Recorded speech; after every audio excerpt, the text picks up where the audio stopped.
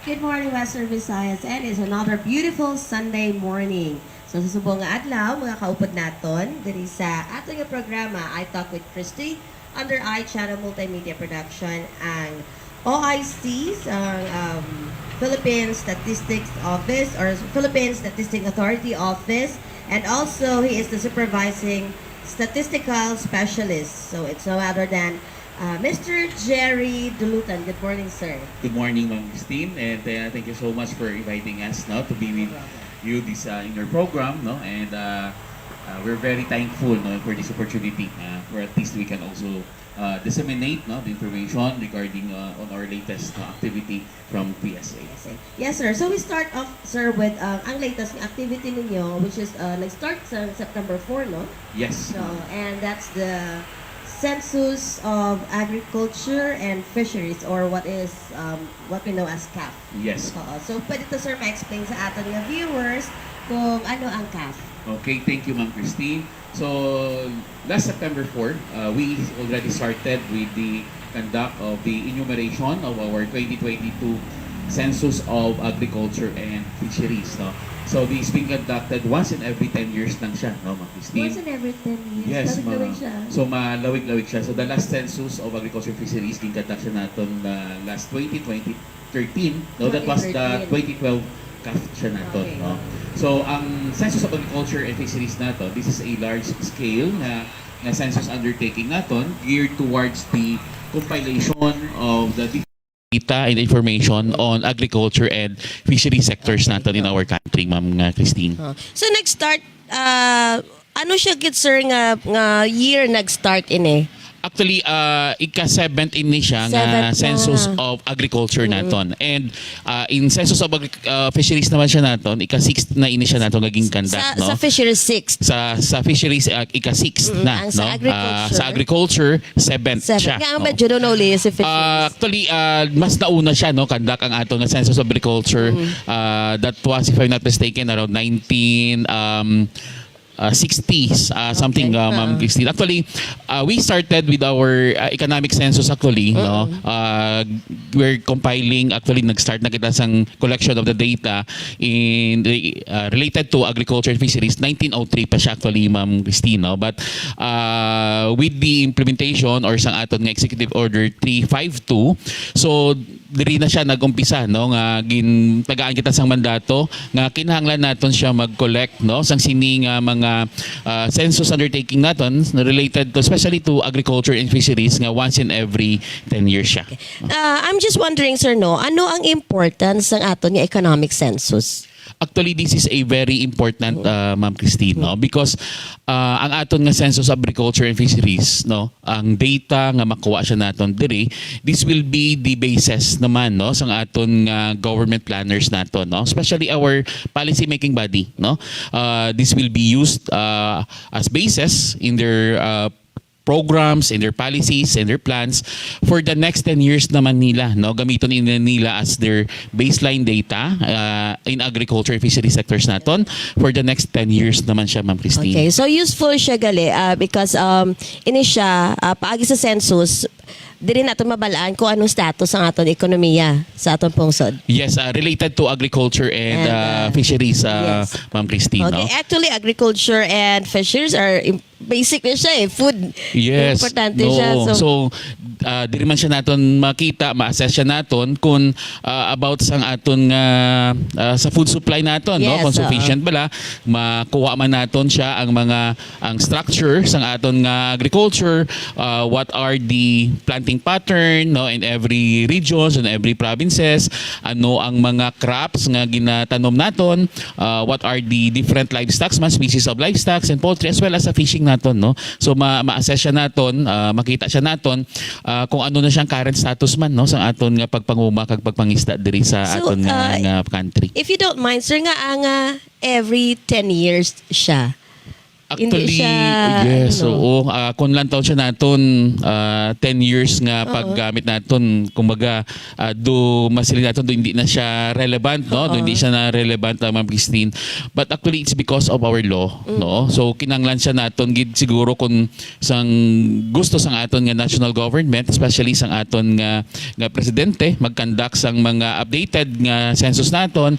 So, kinanglan siya naton i-amend man, no? Ang aton nga layi naton para at least nga like for example our census of population naton, no, actually sa layin naton, Ma'am Christine, once in every 10 years man ina siya, but it depends on our president kung kinanglan niya magpakandak sang isa ka census naman tawag naton mid-decade, no, in every 5 years. So that's why kung ma-observe siya naton, so for the past several years siya once in every 5 years na kita kakandak sang aton nga census of population naman niya. For the census of population. Yes, Ma'am Christine. Okay. So, sir, what are the objectives ng CAF? Actually, Ma'am Cristino, ang una gid ini siya ang aton nga objectives ang aton nga Census of Agriculture and Fisheries is for us to provide the current structure naton sang aton nga agriculture and fisheries nga sector naton, and at the same time kami sa PSA, Ma'am Cristino, gamito naman ni siya namon as our sampling frame nga para ini siya sa mga ginakandak namon nga mga periodic nga surveys on agriculture and fisheries, no. Kay as word information of everyone, Ma'am Cristino, so actually may ara kita nga mga monthly surveys ginakandak kita on the different sectors ng agriculture naton, like may ara kita nga mga monthly palay collection naton and corn collection naton nga survey. We have also the quarterly man nga mga surveys naton related to crops naton, no, ga-collect kita sang crops naton. We have also the before sa aton nga fisheries, Ma'am Christine, quarterly man kita gakandak sang aton nga fisheries surveys, no. But starting if I'm not mistaken, no, late quarter last year, we already implemented nga may ara now every week, no, every week may ara na kita nga ginakandak nga survey on our fisheries, no, especially on our marine and commercial nga fisheries naton, no. And at the same time sa aquaculture naton, quarterly na siya nga aton nga survey. Sa livestock and poultry naman naton, may ara kita nga mga monthly collection, at the same time may quarterly collection man kita, no, sang surveys nga ginakandak. Sir, sa surveys nga ni are you affiliated sa Department of Agriculture man nga para ma-update sila sa status man sa atong mga farmers, sa mga fishermen? Actually, Ma'am Christine, before before ang PSA, no, Philippine Statistics Authority, nangin bag-o, no, actually when because of our Republic Act 10625, our Amo na siyang lahi. Philippine Statistical Act naton nga nag-create, no, sang amon nga office subong nga Philippine Statistics Authority. Before kay ang composition na siya, Ma'am Christine, is for statistical agencies, no. Okay. The former National Statistics Office, NSO, the former Bureau of Labor and Employment Statistics coming from the DOLE, Department of Labor, and we have also the Bureau of Agricultural Statistics nga halin man siya, no, from the Department of Agriculture. And ang isa amo na siyang National Statistical Coordination Board naton or NSCB nga amo na siyang gahatag sang mga authority naton, no, when we are conducting the surveys na naton. So ang ining apat ka statistical agencies gin-merge into one ni siya, no, more stronger nga statistical agency na to. Nga muna siya ang PSA na right now, no, ang Philippine Statistics Authority. So kumbaga ang tanan nga mga surveys naton, no, related siya sa una sa household establishments ang ginakandak ni NSO, ang sa agriculture nga iyan ni DA, sa mga employment iyan ni DOLE. So ara na subong sa PSA na subong ang naga-conduct, Ma'am Christine. Mas wider ang scope. And now, Yes. actually, even me, subong ko lang na fully naintindihan gid kung ano ang role ni PSA. Abi ko sa una sa population lang, sa census lang, sa mga sa NSO. Yes, right? mag-secure ka sa imong civil registry documents, Ma'am Yes, Christine. oo. No? Subong tanan-tanan na, Ma'am Wider, Christine, no? Mas wider na siya ngamon nga scope because that is our mandate, no, to provide official statistics, no, and to conduct periodic census censuses and surveys para ini siya no nga gamiton to have an official data or official statistics nga ginagamit sa aton nga government planners, ma'am. Yes, Christine. and that is really very useful para sa aton nga gobyerno, no? Yes, ma'am. Dira man nato na ma-determine kung ano ang status sang aton nga pungsod. Yes, oo. Kaya nga aton nga ginakandak namon nga mga surveys, not only related to household but as well as sa kuan naton no sa mga establishments man naton. So kumbaga makita gid siya naton ang real situation no sang aton nga socio-economic characteristics natin situation of our country as well, ma'am. Yes, oo. So ang inyong objective is ang ma-determine ninyo ang structural as well as the ang basic data nyo sa agriculture and the agriculture and the fisheries, no? Yes, ma'am Christine. No? Kay one also of the objectives ng sang aton nga 2022 CAF naton is also to come up a basic data naton no at least nga magamit siya sang aton nga government planners naton para obra naman no sang mga Yes, different policies and plans and programs related to agriculture and fisheries naton. Kumbaga mangin baseline data ini naman nila, ma'am Christine, no, for the next 10 years naman nila nga gamiton ini siya. No? So this very important nga undertaking natin siya. Yes, and I believe, sir, nga may ara ka mga legal basis with this kind of program, no? Yes, ma'am So ano ang Christine. inyong legal basis in it? So una gid siya no ang aton nga Republic Act 10625 wherein amo na siya gahatag sang mandate sa PSA to conduct a periodic no nga mga censuses and surveys especially on the agriculture naton no and fisheries naton nga census naton. And at the same time we have also the executive number 352 designated na siya no as dapat gahatag sa aton sang mandate man to provide a periodic nga census nato no especially on the agriculture and fisheries nga once in every 10 years dapat makandak kita sang sini nga census. Oo. So ang mga data ni sir, diin siya ninyo ginagamit. What are the different uses of the data nga gina-collect ninyo? Actually damo siya no uses nato na ma'am Christine no. So ang una gid ina siya amo ni siyang ginagamit no kay subong when our lawmakers no crafting for the different policies. So dapat evidence based gid siya no. So ang isa ka evidence nga ma-provide naton is the data coming from our census no agriculture and fisheries. And at the same time ang data man siya naton not only the government ang nagagamit si Ma'am Christine, so ginagamit man ini siya sang mga establishments naton, mga business sectors naton, and as well as mga academies naton no, and especially sa mga researchers naton no, to come up with the better policies, better programs, better nga mga researchers no nga magamit siya para at least makabulig no sa aton nga agriculture and fishing nga sector siya naton. And at the same time for us in the PSA, so very important ini siya kay maging updated naman siya nga amon nga sampling frame nga gamiton siya namon for the different periodic surveys nga ginakandak sang PSA no, Ma'am Christine. So ano ang mga obligasyon nga dapat obrahon sa aton nga mga respondents when it comes sa survey, sir? Actually, Ma'am Christine, no, na-stipulate na siya no, sa aton nga Republic Act 10625 no, nga we are obliged no, to provide a very truthful, complete information sa aton nga mga statistical researchers or enumerators naton nga nagakandak sang survey. No? So, obligado kita no, as Filipino citizens nga mag-provide sang sini nga mga information. No? At the same time, sa aton man nga Data Privacy Act naton siya, Ma'am Christine, although nga siling naton actually this is the fundamental right man no dun nga of our individual nga i-protect naton siya ang ilang nga privacy, but naka-stipulate dira sa aton nga Republic Act on the data privacy nga we need also to provide this information for as long as this is needed by our government no to come up with the policies and programs no for the nation building naton. So we are also obliged no to provide this information. So may ara sir nga tendency nga si respondent may ara siya lang nga daw hesitant siya nga hindi iya pag i-provide tanan nga information. Yes, Ma'am Christine. No? Actually, pero may kita siya naman ma-encounter, Ma'am Christine. No? Because of the data privacy, Yes, data privacy, so nasiling na nila, we have the data privacy nga hindi kami mag-provide sang siningang information because for example, there are questions kita kagakuha kita sa mga sensitive information na Ma'am Christine, no?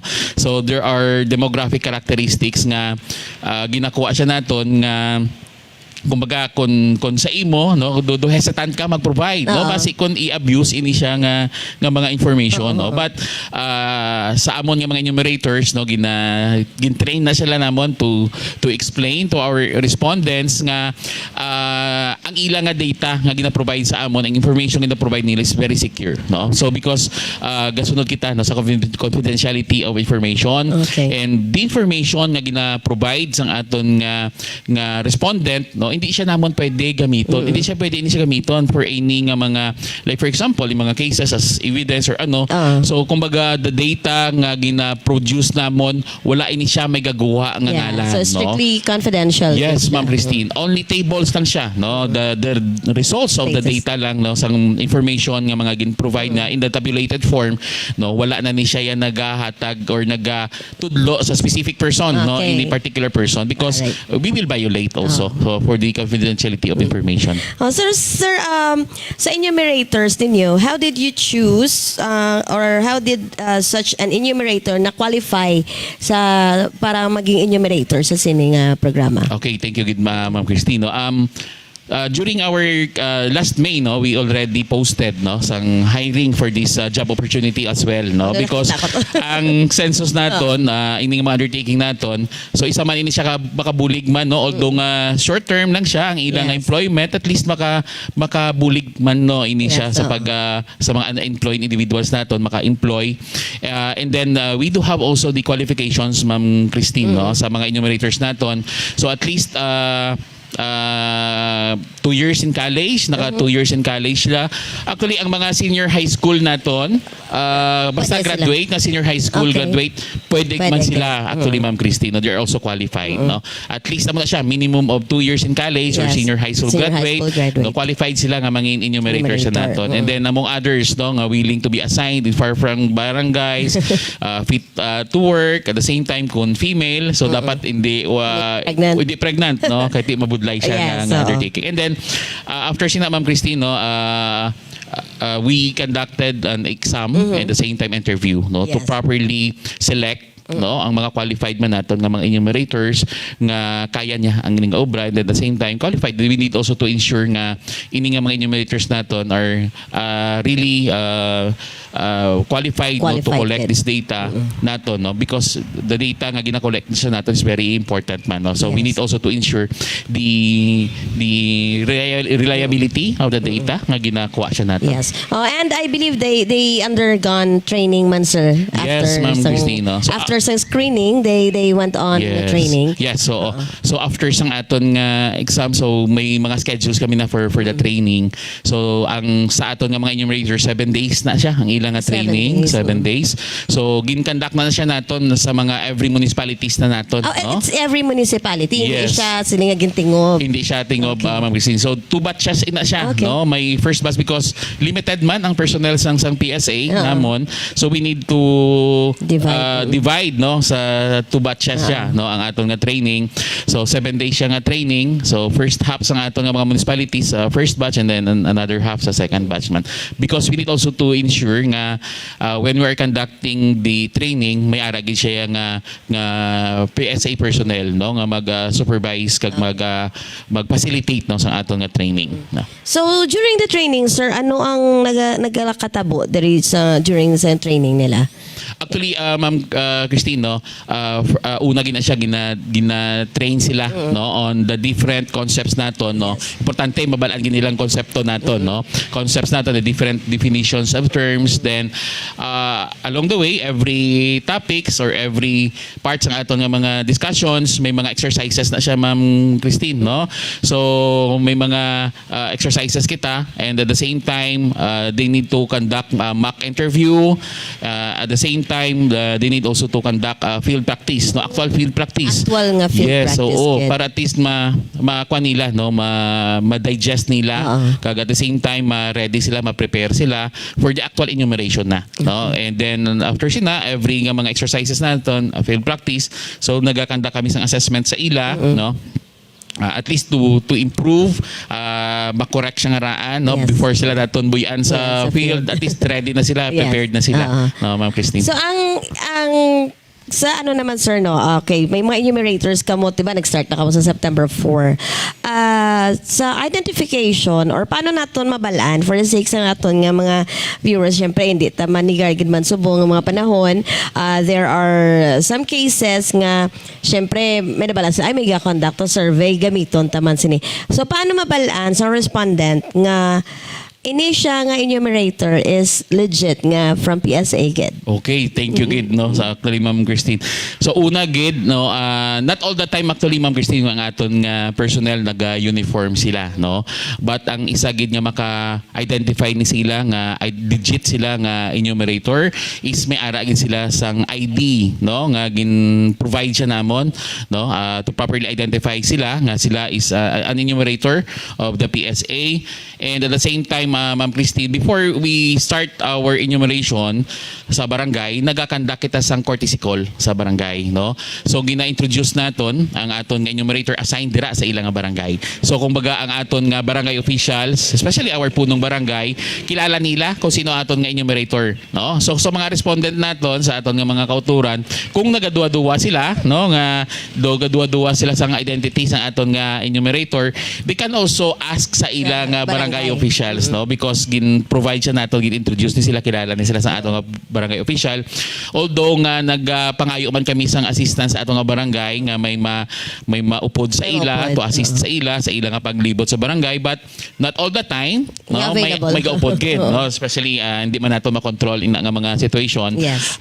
Provided lang sa siguro nga they need also to ask man no sa aton nga barangay official kung sino ang assign nga enumerator dira.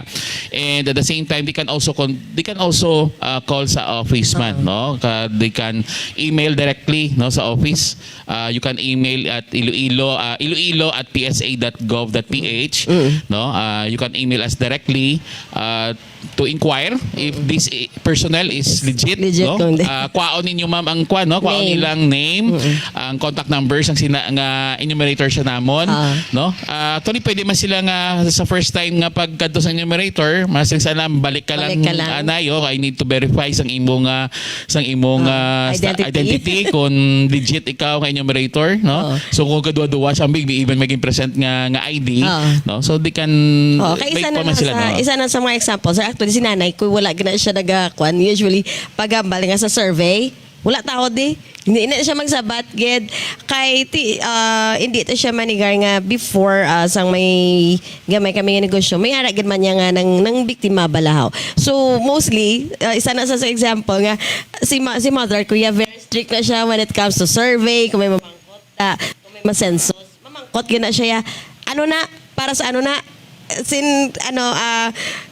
kumbaga ako ikaw yang enumerator nga nervyosa ka makulba kay na hindi kay no amo na nga quiz ginapaupdan sa amo nga barangay ginapaupdan man sa barangay officials para i-explain kay kung hindi nayakilala sa mga pamuluyo kung may tendency nga magka problema amo na isa sa mga challenge siguro. Yes, Ma'am Christine. Tungod man sina siguro nga we know for the fact, yes, no nga madamo man no sang mga kauturan nato nga hindi nato makontrol ang ilay nga mga panimuot, no, to take advantage man, no, especially nga may mga ginakandak kita nga mga sini nga mga survey siya nato, no. So kay may ara kami mga case gani Ma'am Christine, no, nga gina-present ng ID sila ganing respondent nga daw piki man na, no, mahapos siya sundon, yes, no, sundon. So actually ang isa man sina no gina-advise man namon sa amon nga mga enumerators, no, kung may mga respondent kita nga nag-refuse nga magpa-interview, they can also ask sang help man sa aton nga barangay official, no? Especially kung wala may gaupod sa ilaga assist, at least maupdan sila, mapakilala sila nga legit sila nga enumerator, no, for at least nga ang aton nga respondent hindi man hesitant nga mag-provide sa sila mga information. So when it comes to the after nata sa enumerator, sir, ano naman ang methods nga ginagamit sang aton nga mga enumerators when it comes to survey? Actually, Ma'am Christine, may ara kita actually 4 methods, no? Yes, Pwede natin siya ma-apply in our Census of Agriculture and Fisheries. First, we do have the copy system, no, or computer-aided personal interview. Okay. Actually, this is the first time that a census undertaking that we will be utilizing a copy system, no, in the form of a tablet na siya. Okay. No, kay mas madasig siya ang process naton, and at the same time, pag-release naton sang data is mas madasig na siya, no, compared nga sa aton nga kuha naton, no, kumbaga mo ni siyang old method naton siya, ang paper and pen personal interview or PAPI, nga kinanglan siya with the aid of questionnaires gid siya, no, mano-mano siya nga Gina-fill-upan, gid. fill-upan. So kung sa tablet, direct na tap, no, direct na siyang information naton. We don't need to undergo pa siyang manual editing, encoding. But for the PAPI, so mga special kuan siya, no, special cases, Ma'am Christine, no, nga mapapi kita kung may mga special areas kita nga mga malayo, wala sang kuryente, wala electricity, nga although nga may mga gina-provide kita nga power bank, no, sa aton nga mga enumerator. So kay ti ang aton nga enumeration period medyo madugay siya. So kung wala sang electricity sa area, so challenging man siya, no. So kinanglan gid namon man mag ang isa ka option naton is to use the PAPI, no. But after siya i-encode man siya gyapon, no, sa copy system naton. And we do have also the telephone interview, Ma'am Christine, no. So ang computer, actually ginatawag siya naton nga telephone interview sa mga cases siya nga ang aton nga respondent hindi siya available, masako ang schedule, and they opted nga tawagan na lang sila, no, through phone, no, nga tawagan sila. So we can also do that, no. Okay, As long so as meron nga ka ang mga- aton nga respondent willing man ma-provide sang ilang nga Information. telephone number, and at the same time amo na siyang option nga gusto nila, no, because of their busy schedule, no. So we can use that method man siya naton. And ang isa naton is the self-administered questionnaire or the SAQ, wherein ang aton nga respondent sa mga cases man ini siya nga ang aton nga mga respondent, Ma'am Christine, mga sako, no, and they don't have the time, especially on in the morning, kumbaga late na sila magpauli, and then they opted also nga may ara man nga naga-request nga kung may ara kami sang questionnaire nga sila na lang ma-fill up, no. So we do have also the SAQ nga natawag siya naton, or self-administered questionnaire. So these are the 4 methods siya naton, no, of data collection nga gina-administer siya naton, no, nga pwede siya naton nga ma-administer during our undertaking. So may ara ka mo, so with these methods, no, may ara ka mo nga household interviews, may barangay. Yes, Ma'am Christine. Ang sa aton nga kuan naton sa operation naton sang 2022 CAF naton. Yes. Actually, tatlo ini siya ka interviews mode of type of interviews siya naton. We have the barangay interview, wherein nga ang aton Ano nga data nga nakuha sa barangay? kuha nga data sa barangay. Ang respondent naton ni mga barangay officials, no, Okay, mga incumbent barangay officials, Ma'am Incumbent, Christine, no. And the same time, amo ni siyang subong nga ginakandak naton starting September 4 is the household interviews. So ga house to house kita, no. All the households, especially diri sa Iloilo, nga tanan nga mga households barangay, kadtuan siya naton kag i-interviewon. And the last is the non-household ini siya, no, non-household interview. Ini naman ini siya sa mga establishment based, no, mga or organization or institution nga may ara sila nga mga farms, no, engage sila sa agriculture fishing operations nga kumbaga establishment based siya, Ma'am Christine, di siya household operated, no. So to ensure sang complete coverage naton nga matanan nga sigurado naton nga masipot siya naton, so we have these 3 modes of data collection siya naton, Sa mga Ma'am collection. Christine. So sa data collection so you have your target respondents, tapos ang other nga details sang ilaman nga ano. Yes, Ma'am Christine, no. So for barangay naton, for barangay interviews, so ang target respondent naton is the barangay officials. Yes, so. And the information is about the barangay. And may mga cases man kita, like for example, may mga gulayan sa barangay nga ang operate scenario is barangay naton mismo, no, managed by the barangay. So amo ni siya nga may ara kita nga barangay interviews para at least ma-capture siya naton, kay gusto naton 100% nga ma-capture naton siya ang tanan nga mga types sang sectors naton, especially those operators naton nga naga-operate sa farm. So speaking of barangay, one of the questions ang pag press conference, di ba? Ang tennis base nga may nga gamiton bala ini nga pamaagi through pamagi nila nga pagpangampanya bala, sir. So how could you paano niyo na ma-identify or paano niyo na ano ba naman limit. Okay. Oo. Actually, siyempre, challenging man siya, Ma'am Yes, Christine. oo. Okay, we know for the fact that barangay election na. No? Siyempre, actually, sa part namon, una, siguro hindi kami mabudlayan kahit may ma-assist din sa amon, Yes, no? oo. Maupod. But we also instructed our enumerators nga gina-avoid siya nato, no, nga kung base kon si ang barangay official gapangampanya na Yes, or oo. something na, so instruction man namon nga to talk to the barangay officials man nga hindi lang siya, no, nga pag iupod, no, sa amon nga census, no, para at least nga hindi siya matag siya nga intra Gapangampanya na. kami pangampanya na, no, ginagamit siya ang ini nga Oo. census undertaking naton for their own Yes, kuan naman advantage, no. Kag gina-avoid man siya naton nga mag-instruction naton basi kung may mga example mga campaign materials dira, so gina-avoid siya naton, no? So we informed or instructed our supervisors nga dapat i-clear ini siya, no, sa aton nga mga barangay officials nga hindi siya pwede, no, nga iupod sa amon nga census, no. It's because para at least nga we need also to ensure nga sang quality sang data naton, no, and then at the same time to avoid refusals man sa mga kontrapartido, Correct. no, na muna siya. Oo, ginapangabay man namon, no. Tani hindi lang pag sakyan sa Yes. mga aton nga mga aspiring nga mga barangay officials ang ini nga survey kiti natuon siya sa almost Election actually yun, no? election, pero wala pa man siya actually ang campaign period, but then tani hindi lang gid ninyo pagsakyan ang ini nga survey para nga tayo yun man kag makabulig man kita sa pag-gather sang data para sa PSA man, no, hindi yung amo na napakabay ko sa ato ng mga aspiring barangay officials, hindi lang nato paggamiton.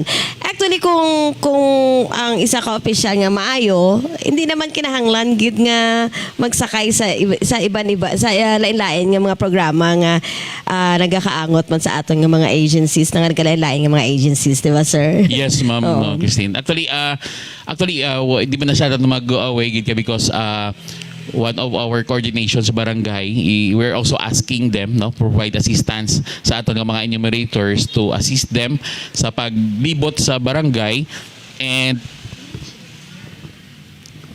at the same time, kinanglan siya nato nga ma-ensure nga complete coverage, nga wala sing may malipatan kita, no, or wala kita sing may malaktawan, or wala kita sing may ma-interview nga mga households dira, no. Yes, So kinanglan nato nga ma-ensure gid siya nga 100% coverage man kita. Ha. So sir, ano ang mga nagkalain-lain nga mga questions nga ara siya sa nga ginapamangkot sa aton nga mga enumerators? Sa aton nga kwan, Ma'am Christine, no, so we do have 5 major forms, no. So we have the CAP Form 1, or ginatawag naton siya nga listing booklet. Ang listing booklet naton dira siya gina-list ang tanan nga mga households gid, no, regardless kung may operator idira siya o kung wala, no. When we say operator, operators ang agri farm, livestock and poultry, aquaculture farm, or fishing, no, nga mga operators naton. So regardless kung may operator or wala, so tanan nga balay tanan nga households naton gina-list siya naton, ginalista gid siya naton. And then sa aton nga listing booklet sa form 1 naton, dira na siya naton ma-identify kung sino ang may operator sa sina nga households, no. So kung may operator sa dira nga households, so kinanglan na siya i-administer ang aton nga CAP Form 2. Sa CAP Form 2 naton, Ma'am Christine, ginakuha na naton ang tanan nga demographic characteristics Okay. ang sina nga household. Ginakuha na siya naton ang tanan nga inventory sang number of household members nila, and then as well as their demographic characteristics. And at the same time, ginakuha man siya naton ang ilang engagement, no, sang sini sa ilang sa mga farms nila, aquaculture farms, or sa fishing activity nila, no, kung anong ilang nga engagement man as well as ang household members.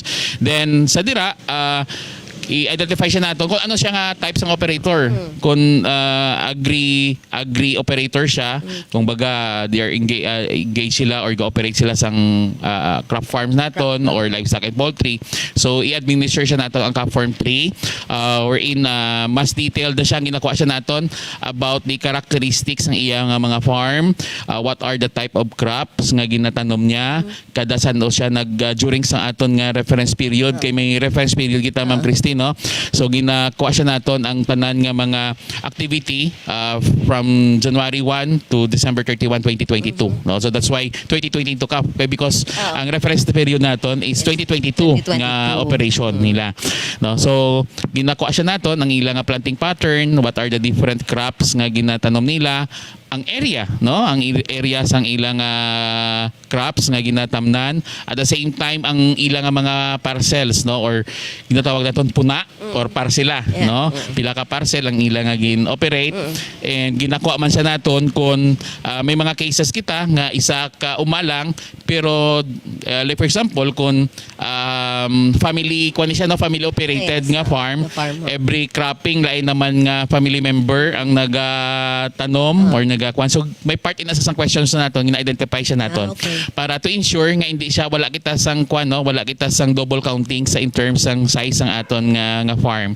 So we need to ensure man, no, nga kumbaga mag-isip kita sang areas naton, masigurado siya naton nga wala sang duplication. Okay, may tendency na siya nga possible same year sila, reference period nag-operate sila, but different ka cropping lang siya, different man to siya nga household, no? So kumbaga kung magkadto kita dito sa household sang sininga family member niya, kumbaga ma-capture naton the same parcel siyang gina-declare. So to ensure nga wala sang ma-count na naton once na siya, so may mga questions kita nga gina-identify naton kung ini ba lang nga farm may nag-operate nga another household member or another household, Yes. no, nga why ga reside sa dira nga balay, no, nga household.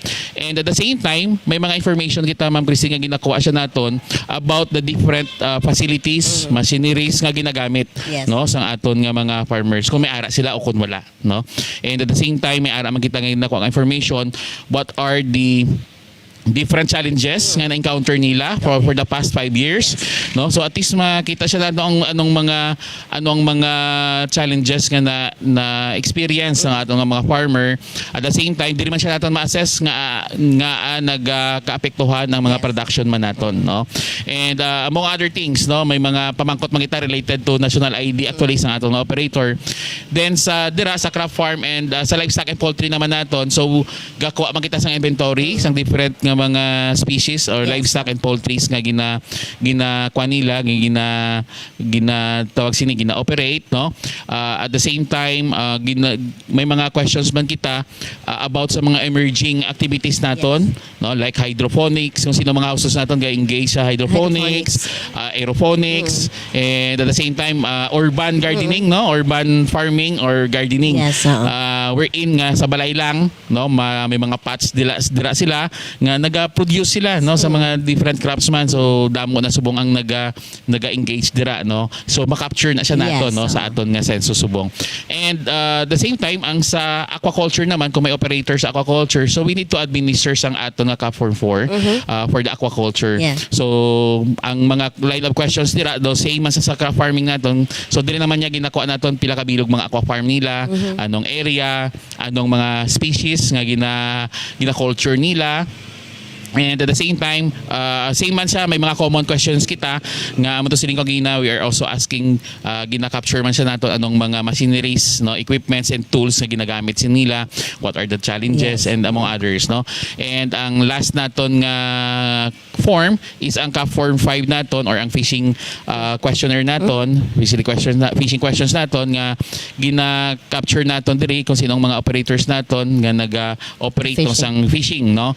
Not only siya nga sa mga baybay, no, sa lawod nga may mga barko gid sila or pamboat nga Yes, ginagamit sa pag-catch sang fishes, but also those nga mga fisheries operators naton nga mga inland fishery operators Okay. naton, no, nga gapanguwa sila sa mga suba, sa mga irrigation Yes, or so gina-capture siya naton, no. Alright, dala pa sila. Yes, so Ma'am Christine, so hindi lang siya siling Ang siling abi kita nga fishing fishing operator, operators. may pamboat kid, Oo. no, or kwan. So dala na siya ang mga nagapang pangkuan lang, no, gapang may mga saluran nga tawag Okay, naton, may no. mga saluran sa suba, no, sa mga higad sang baybay, higad sang suba, amo na ang ilaya nga pag catch, no, or Okay. pag-collect sa Ah, mga isda. sa mga isda naton or mga fishery products naton siya. So, kung hindi sila Sir mag-declare nga operator, okay lang? Actually, Ma'am Christine, siguro may mga probing question, Pero no? na-identify nyo sila, but then hindi nila pag-declare nga they are operators. Kung baga lang sila, engaged lang sila or na. So kung baga na siya, no, disadvantage na siya sa part sang aton nga sa ila man, Sa ila. no? Because kung baga karon ang aton nga data karon hindi na siya karon complete, no. Yes, But we have, no, ang aton nga enumerators, may mga gina-train sila naton how to ask probing question, Okay. how to conduct follow-up questions to probe whether this respondent naton is really an operator or not, no. So kung kay ara man siya actually sa layo naton siya, Ma'am Christine, no, sa aton nga Republic Act 10625, that ang aton nga mga respondent, they're obliged, no, to provide us truthful and complete information. Otherwise, they will be also liable, no, if we found out nga gabinotig sila, Yes. no, so liable sila, Okay. no, pwede gid sila makasuhan nato, no, kay we need the complete information, no, and they're obliged, no, obligado kita mag-provide sa sila yung mga information. May na na kamo, sir? So far, Ma'am At Christine, least. wala man, Ma'am so Christine, far. no. Ang taga PSA actually, Ma'am Christine, mga pasensyoso nga mga tao, Gani. no. So kinanglan as also instruction man sa amon nga National Statistician and Civil Registrar General ni Dr. Dennis Claire Mapa, Yes, nga as much as possible, no, siling niya kinanglan lawigon nato Lawigon ang ang pasensya. So we need really to explain and convince our respondent how important this data nga ginakuha siya nato, no. As much as possible kuan siya nato, no, kuan siya nato i-explain sa ila nga maayo nato sila nga ma-provide. Kag maintindihan nila. But otherwise, Ma'am Christine, kundo medyo refuse gid, then dili sa ma-start, no, we will provide them sa mga demand letter, no, or reminder letter. Okay. Una gina reminder letter Reminder na ano ang mga liabilities nila, Yes, kung hindi sila mag-response, no. So at least ang iban sa dira pa lang maintindihan nila, then sila nang panawag sa office, communicate, and then pa-schedule na for interview. Okay. Alright, that's good. So, ang duration, sir, sa inyong gina-conduct na survey is until... Nag-start kita, Ma'am Christine, sang September 4 until October. Target natin matapos natin by October 25. No? By October 25. Everything goes smoothly lang siya. No? Wala kita sa mga problems. Ang tempo nato nag-ugyon man. Yes, so para wala sa mga delays. So, as far as I understand, no, nag-start ka mo sa September 4. So, kamusta ang first encounter ninyo sa inyong survey? Okay, actually nag-start kita September 4, Ma'am Christine, no? Most of our enumerators naton or personnel naton, during the first day, they conducted the ocular inspection and the same time courtesy call sa barangay naton, no. So gin-verify nilang area of assignment. Dulong nga tanan, sir, ha? Yes, simultaneous. Yeah, Ma'am Christine, Iloilo City and Iloilo Province. no, simultaneous na siya in all the municipalities, Yes, no, dito sa Iloilo. And then September 5 we already started, no. Medyo may delay kay kita sa aton nga system actually, no, sa copy system naton, but one of the options as well, no, nga kung hindi pa ready, no, ang aton nga system, because needed pa siya nga i-clear, no, because nagtapos kami sang training, may mga delays ang training. Ang last nga training na for Iloilo is September 1, supposedly is August 30, no, because nga Ang Bulo Bagyo naapektuhan ng Na-delay, iban ang kalabanan training. sa mga banwa nagbaha. So gin-kuan siya na doon, no, gin-postpone ang training, nag-move siya, no. And sa central office, they need also to clear sa aton nga server and para ma-ready, no, ang aton nga system. And at the same time, kinanglan siya namon nga mag-create sang user account gid, no, intended for the enumeration. Okay. Because during our training, nag-create kami sang dummy account lamon for the training purposes, For training no. purposes, So no. for the actual enumeration, so dapat mag-assign kami sang unique siya, no, nga user account in each personnel namon, no, especially our enumerators. So that's why dili siya nag-delay siya gamay siya, Ma'am Christine, no. But as instruction by our central office, no, kinanglan siya mag-start, no, with the PAPI, Yes. no, because ang enumerator naton na training na siya naton both sa PAPI and copy method naton nga data collection. So September 5, our instructions diri sa Iloilo is to start with the listing. Okay. No? So ginlibot na nilang ilang area of assignment, so they do the listing of all the households. Yes, and at least ma-properly identify nila sino ning mga households naton nga may mga operators, no. Yes, And then by this week hopefully, no, I was already informed last night, no, yesterday late afternoon nga daw ready na siya ang amon nga account. In fact, they already provided me sang user account for the city ng mga Yes. enumerators naton. So naka-download na sila sang ilang workload, no? So hopefully by today, no, today ang mga accounts naman for the province nato, no, because medyo madamo ang aton nga enumerators dire sa province, Ma'am Christine. So by tomorrow, hopefully, no, if everything goes well, no, so we can start with the copy na, no? Okay. So kumbaga sa mga operators naton, direksyon na siya sa copy system nato, no, nga pag-interview, and mas konsyambi mo, mas accurate siya because we properly locating the actual housing units of our respondents siya, no, sa aton nga mga households, Ma'am Christine. Okay. All right. Thank you so much, good sir, no? So I do hope, no, nga naintindihan sa aton nga mga viewers kung para sa diin ining aton nga census for agriculture and census for fisheries. Oh, so mo nang rason nga ari diri si Sir Jerry. Sir, segwaytan na lang ha ang sa registration bala sa national ID. Oo. So may ara pa bala kita sang mga or ang kamusta ang number of registrants ta? Okay, thank you, Ma'am Cristino. At least, thank you so much for this opportunity. At least, another ko naman siya, no, Yes, nga obligasyon sa PSA, no. For our, sa aton nga subong, no, sa current naton nga update for our national ID or natawag natin sa PhilSys, no, Philippine Identification System naton. For Iloilo, ara na kita, Ma'am Christine, sa 90% nga registration naton sa mga population naton nga 5 years old and over, no? So around 90, sobra na kita 2 million ang na-register naton.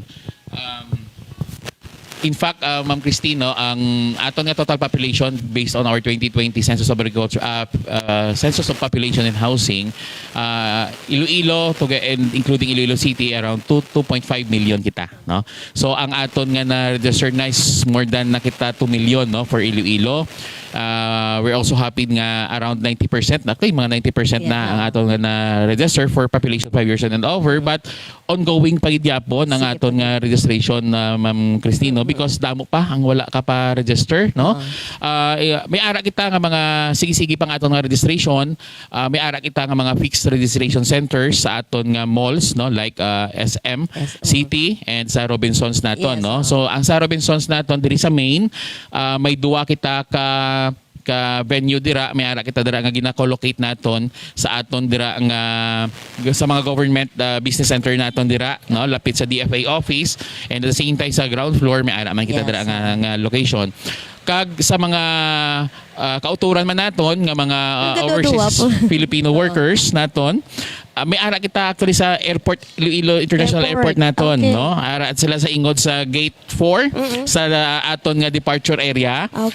So actually damo ga pa register, Ma'am Christine, dira Before nga they leave. before mag-day leave because ang kalabanan nga mga registrant naton, mga OFWs Yes, naton, oo. or kag ang mga businessmen naton nga medyo masako busy, nga hindi maka-find time nga makakadto diriya sa mga centers naton. So while waiting for their flight, so pwede sila makapa-register, no? Okay, ha. So wala naman gid sila sang dalon kay magpa check-in ikaw sa imo nga sa airport, present ka sa imo nga valid ID. Yes, So oh. any valid government Any valid, ID can already be used, no, sa imo pagpa-register for our national Pero ID. sa mga wala pagid man yun sa valid ID, Sa ang mga ilang- sa mga wala pa, Ma'am Cristino, birth certificate nila, certificate, no, good. whether it's security paper na in the form, no, nga kuha sa PSA, or ang LCRO copy, no, local civil registry office nga copy nila, they can already use that one as para magpa-register sila, magpa-register no? sila. So kung wala gid, may mga actually may mga kauturan kita experience namon,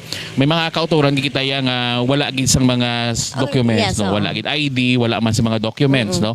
So ang makabulig sa ila, ang mangayo sila sang barangay certification Okay. sa aton nga barangay, provided nga ang barangay certification naton complete ang ilang information. Yes, oo. Ang ilang full name, ilang address, at the same time ang birthday nila Yes, oo. naka-stipulate na dira, no, and the same time butangan nila sang ilang picture man, no, para at least to privately identify sila nga sila gina mismo Oo. ang kakapot sina, no, nga certification coming from the barangay. from our barangay or from our punong barangay. So sa atong mga viewers, hindi naman gali mabudlay, no? Kasi syempre ang iban hesitant, it's because ay wala pa ko sa birth certificate, wala ko ma-register, and hindi taman maano kung sa mambal sila nga ay it would take time nga makadto pa kami sa PSO para mag-secure sina.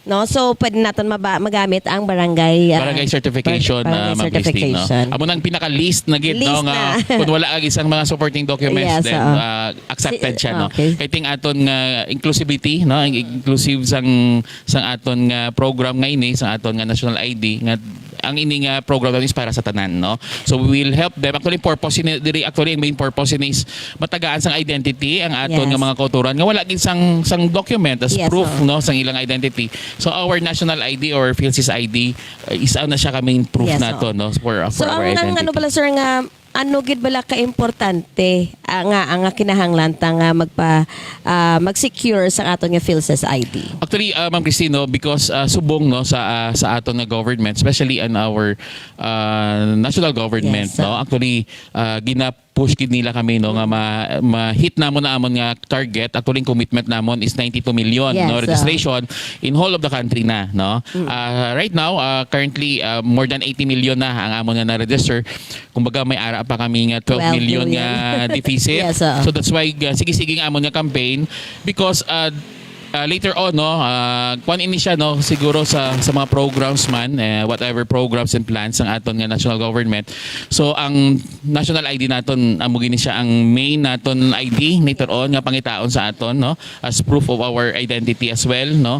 And at the same time, nasiling ko gani Ma'am Christine, no, ang ini nga program siya naton is isa ini siya ka makahatag sang identity sa aton nga mga kauturan, no, especially sa mga kuan naton natuon bala sa mga pigado or sa those nga mga kauturan naton nga ara sa mga far-flung areas Yes, nga mabudlay sa ila, no, especially sa pag-access naton man sa mga different services ang aton nga government, no, different offices, not only for government but also for the private nga mga Yes. establishments naton man, no. So main proof ni siya, no, kay ti kalaban kung mag-transact kita kinapangitaan kita sang ID naton. So our national ID is really of great help, no, sa aton in providing us our proof of identity siya naton. Okay. So sir, ang sa mga first batch naton nga mga na-release nga IDs, no, we've talked about it last time nga ang iban ang mga nagkalapanas bala ang iban yung okay, information. yes. So ano ang pwedeng himuon sang aton nga mga citizens or mga pumuluyo? Thank you, Gid, Ma'am Christine.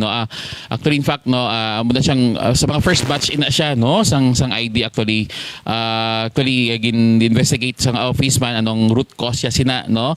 So actually muna siya na discover siya because of the card nga gingamit. Actually, ang partner naton siya for the reproduction printing sang aton nga ID sa Bangko Sentral ng Pilipinas, Yes, Ma'am Christine. Muna siyang aton nga partner agency, no. So siguro may mga problem na dito sa card mismo nga gingamit. So that's why ang may mga cases kita nga ang pictures nila and ang barcode sa likod or QR code nagakapanas, no, Panas, because oo. kay naga-emboss siya ambi, no. Yes, oo. Emboss siya. So but current subong ang mga ID naton wala na siya, no. Okay na siya, no, because na-correct na siya, no, ang aton nga printing sa printing naton. So for those nga mga pumuluyo naton nga naka-encounter or ang inyong nga national ID is amo na siya may defect, Yes, no, oo. nagakapanas. Yes, oo. So just visit our fixed registration center. Dalon nyo siya ang inyo ni nga national ID, present this one. Then may ara kita da nga form nga kinahanglan ninyo nga fill upan, i-surrender ninyo siya ang Yes, inyo nga national ID. And while waiting for the replacement, because i-replace ni siya namon Ma'am Christine, no. So while waiting for the replacement sa ato nga national ID, kung ara pa ang inyo kopya sa inyong transaction slip, Yes, sir. or ang inyong copy sa inyong pag-receive ninyo, pag-deliver sa inyong national ID man, at least makita siya natin transaction number ninyo, we can provide you sang e-fill ID, no, the electronic version or the digital ID, Yes, sir. in lieu sa inyong national ID while waiting for the replacement of your card, Okay. no. At least magamit nyo, parehas na siya gyapon nga magamit mo ang aton both the physical card and then the e-fill ID, no. So kailangan siya i-surrender lang, no, sa Surrender amon office lang yan, because For replacement. replacement na siya, no. So request for replacement na siya, Okay. no. And then later on once nga magbalik na siya, no, ang inyong ID, we will be informing you nga ready for pick up na Pick siya, up no, na siya. available na siya for pick up. Okay. no. And sir, reminder ta sa iba nga mga establishments wala sir nga they still don't acknowledge or wala nila gyapon gina-recognize ang national ID naton. Thank you gid no Christine kay so far no so sa ato may nabatian pa kita may ara pa man nga mga institutions or especially sa mga private establishments naton nga may ara nga naway ga-accept sang aton nga national ID so gina-remind ta lang no ang ining aton nga mga establishments no nga kinahanglan siya naton batunon ining aton nga national because ara na siya sa aton nga law man no may penalty na siya no once nga i-refuse siya naton ang pag-accept sang sining aton nga national ID both sa physical card or sa e-fill ID naton so dapat batunon siya naton no because we will be liable on this one so once nga sa aton man kauturan nga masikon maka-experience pa nga gina-refuse ang pagbaton sa aton nga national ID you can report sa aton nga office no sa amon nga office you can email us through iloilo@psa.gov.ph Wala mo Facebook page. so far subong Wala Ma'am pa. Christine no ang Facebook page namon actually na take down Yes, no so we need to create another one Okay. no for the meantime so ang way siya naton or you can call man no sa aton nga sa amon nga office no 321 sige, ikuha ko ka Ma'am Christine Okay, sige, para sige, sigurado. Kalipat ako from sa amon nga phone number Yung phone because number. na last time nag-change kami sa amon nga phone number so I need to check So na sa phone mga number. viewers nato no, for example, pwede nyo gid ma-report either ma-email ka mo sa PSA office or you can call ang ilang landline number. Yes, which Ma'am is nga Christine. i-provide ni Sir Jerry. So reminders lang gid sa mga wala pa naka-register dira or wala pa nakakuha sa PhilSys ID. So we are encouraging yung magparehistro na no and kay ini para man sa aton and it's really useful gina siya sa aton no nga kinahanglan tagid magpa-register. So, Yes, Ma'am Christine. So, you can report man sa office, no? At 030, our aton nga number, and then 327-9219, no? Okay, Again, 327-9219. 9219. Or you can call us sa amon nga Globe nga line, 509-9620. Alright, so 509-9620. Okay, so sa mga gusto magreklamo na no kung wala nila gina-recognize ang inyong national ID. Yes, thank okay. you. All right, so Sir Jerry, so thank you gid sa pag accept sa akong invitation.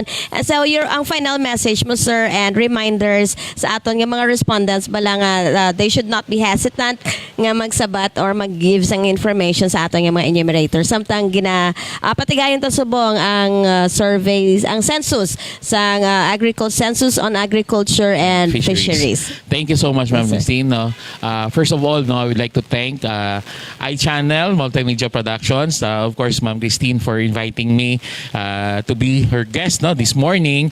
And we're very fortunate no, for this opportunity nga ginhatag sa amon. At least we can also disseminate the information to our public that currently we are conducting our 2022 Census of Agriculture and Fisheries. No? So once in every 10 years lang ini siya natong ginakandak ng ining undertaking and it's very important and very significant ini siya nga undertaking because whatever data nga makuha siya naton on the census naton, this will be used by our policy makers, by our lawmakers as their baseline data for the next 10 years no to come up with the different programs, plans and projects intended for our agriculture and fisheries no and as well as para man no sa planning sang aton nga national and even our local government unit. So this is very beneficial and very useful no para sa aton nga agriculture and fisheries sector.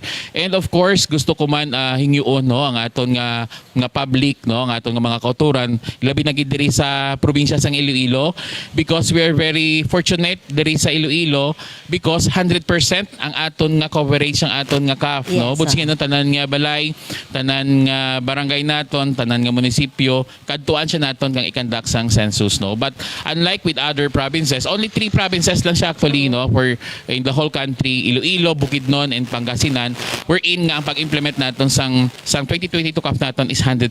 Unlike with other provinces natin, ng ilang ang munisipyo, there are only 2, 3, 4, or 5 barangays lang siya no, nga i-cover. No? So, kumbaga, i-kwan siya natin, i-grab ini siyang opportunity because ang aton nga data is complete no, for Iloilo. And dako ini siya nga bulig para sa aton nga mga mangunguma, kag aton nga mga pangingisda no, diri sa probinsya sang Iloilo because ang ini nga data naton, whatever programs and policies later on nga intended para sa ila is very beneficial sa ila. And in order for us to have a very effective and efficient programs from our government, kinahanglan man siya naton sang accurate no nga data. Yes. So this data is coming from our grassroots level, from our respondent. So that's why we are also encouraging our respondents to give us no sang kompleto, insakto kag matutuod nga mga impormasyon para whatever programs and projects and plans later on nga ihatag sa aton nga government are also complete no and also accurate nga and really kinahanglan gid siya naton for our agriculture and fishery nga sector no. So thank you so much no. So tanan naton nga mga ka-farmer, ka-fisher no, kamugid ang bida no subong 2022 CAF naton. Yes, thank you so much, Sir Jerry. So once again, ang ating guest is from the Philippine Statistics Authority Office.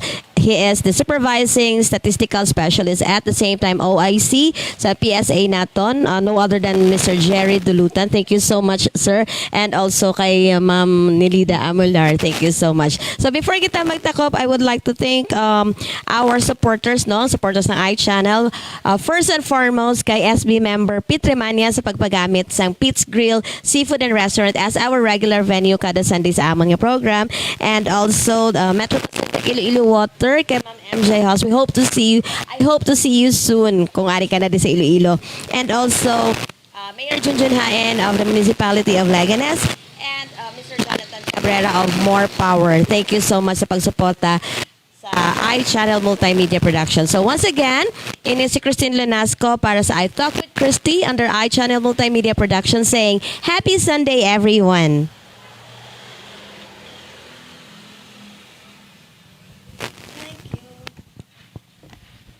Thank you very much. Thank you. Welcome.